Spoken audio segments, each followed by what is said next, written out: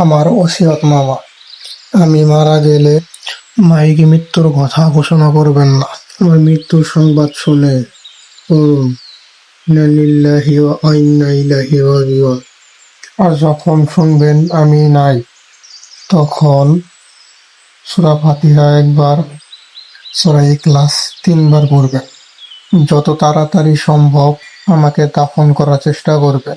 আর কারো জন্য আমার লাশ ফেলে রাখবেন না। সবাই আমার জানাজায় আসবেন। কারো কাছে আমার কোনো ছবি থাকলে দয়া করে ডিলিট করে দিবেন। আর কারো সাথে কোনো অন্যায় করে থাকলে ক্ষমা করে দিয়েন। আমার মৃত্যুর পর প্রথা অনুযায়ী কোনো প্রকার কুলখানি চল্লিশা বা মৃত্যুবার্ষিকী পালন করবেন না।